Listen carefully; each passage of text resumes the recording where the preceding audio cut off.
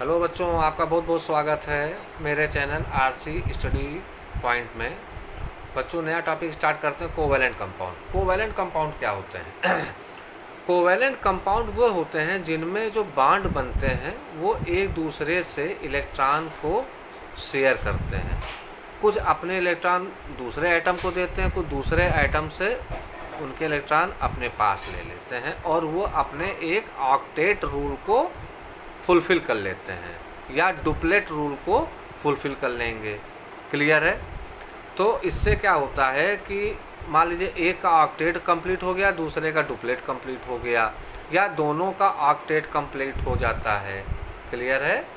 चलिए, तो इस पे इलेक्ट्रॉनों की शेयरिंग होती है। जैसे बात करते हैं हम लोग, किसकी बात करते हैं? चलिए इसकी बात कर लेते हैं, CH3COOH। अब जैसे कार्बन है, कार्बन का अगर जब आप इलेक्ट्रॉनिक कॉन्फ़िगरेशन करेंगे, एटॉमिक नंबर 6 होता है। 2 8 और 2 और क्या हो जाएगा? 6। कार्बन का एटॉमिक नंबर 6 हुआ। कॉन्फ़िगरेशन करेंगे तो क्या हो जाएगा? 2 और 4 हो गया। आउटर मोस्ट शेल में कार्बन के कितने इलेक्ट्रॉन हैं? 4। ऑक्टेट उसको पूरा करने के लिए क्या चाहिए? 4। क्लियर? अब ये क्या करेगा कि इधर हाइड्रोजन में कितने होते हैं? 1। तो हाइड्रोजन इनसे ले लेगा और इनको अपने से शेयर कर लेगा। तो 4 थे, 5 हो गए। इधर हाइड्रोजन यही करेगा, इसे ये हाइड्रोजन करेगा, इधर से 3 हाइड्रोजन तो आपके ये हो गए। और इधर जो कार्बन है, ये कार्बन से एक इधर ले लेगा। ये बेटा अपने आप जब इसको करेंगे तो आपको अच्छे से समझ में आ जाएगा। कुल मिला के शेयरिंग होती है इलेक्ट्रॉनों की इसमें। ठीक है? तो उस हिसाब से आप करिए इसको। जैसे क्लोरीन है, Cl2 है।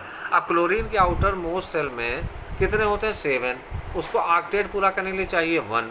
और क्लोरीन कितने हैं? जैसे मान लीजिए 2 हैं, Cl2 हैं, तो एक Cl फिर दूसरा Cl, और जब करेंगे तो आउटर मोस्ट सेल में 7, इधर आउटर मोस्ट सेल में 7। तो क्या करेगा? एक इलेक्ट्रॉन इससे लेकर के अपना पूरा कर लेगा, ये इससे अपना एक इलेक्ट्रॉन लेकर के ये भी 8 कर लेगा, ये भी 8 कर लेगा। तो दोनों ने एक दूसरे से शेयर कर लेंगे।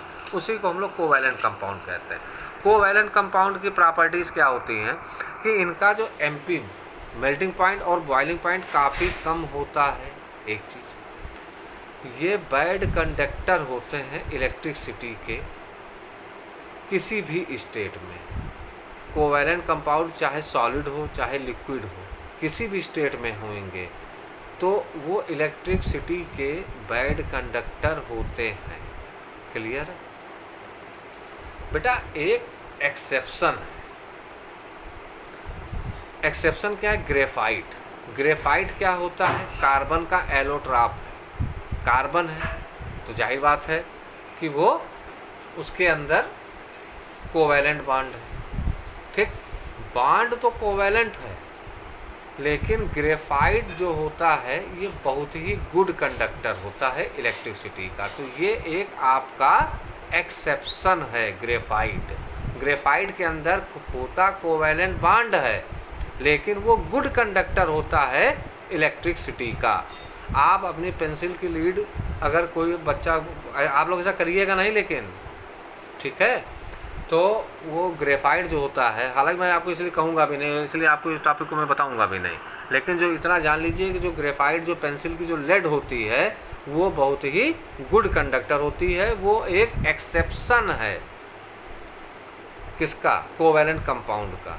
ठीक है? बाकी जितने भी कोवैलेंट कंपाउंड हैं, कोई भी स्टेट हो, सॉलिड हो, लिक्विड हो, जो भी स्टेट है, उसमें सब में वो बैड कंडक्टर ही रहेंगे, उनके अंदर इलेक्ट्रिसिटी नहीं आएगी। केवल ग्रेफाइट एक ऐसा एग्जाम्पल है जो कि कोवैलेंट भी है और वो गुड कंडक्टर भी। आगे आइए। जनरली जो कोवैलेंट कंपाउंड होते हैं ये वाटर में इंसॉल्युबल होते हैं। क्लियर? ऑर्गेनिक कंपाउंड क्या थे? आयनिक कंपाउंड क्या थे? वाटर में सॉल्युबल थे और अल्कोहल में इनसॉल्युबल थे। और ये जो आपके कोवैलेंट कंपाउंड है ये वाटर में नहीं घुलेंगे। जैसे अभी आप कोयला ले लीजिए, कार्बन है, वो पानी में घुलता है? नहीं घुलेगा। लेकिन अगर कोयले को अगर आप कोई ऑर्गेनिक सॉल्वेंट में घोल दीजिए तो घुल जाएगा। जैसे बेंजीन हो गया, अल्कोहल हो गया, तो इन सब में वो घुल जाते हैं। तो कहने का मतलब बच्चों ये है कि कोवैलेंट कंपाउंड वाटर में इनसॉल्युबल हैं, ऑर्गेनिक कंपाउंड में वो सॉल्युबल है। क्लियर है? चलिए अब देखते हैं बेटा, जो इसमें इतना समझ आई गया, reaction of covalent compound generally slow. जो कोवैलेंट कंपाउंड होते हैं उनकी रिएक्शन धीमी होती है। और जो आप क्यों धीमी क्यों होती है? क्योंकि ये आयंस में नहीं टूटते हैं। आयनिक कंपाउंड आयंस में टूट जाते हैं, इसलिए उनकी रिएक्शन फास्ट होती है। तो कोवैलेंट कंपाउंड की रिएक्शन स्लो क्यों होती है? क्योंकि वो आयंस में ब्रेकडाउन नहीं होते हैं, इसलिए। क्लियर है? चलिए ठीक है बच्चों, आपका कोवैलेंट कंपाउंड का टॉपिक फिनिश होता है। अब नेक्स्ट लेक्चर में मिलते हैं, लैटिस क्या चीज़ होती है, लैटिस एंथैल्पी क्या चीज़ है, फिर उसके बारे में आपको मैं समझाता हूँ।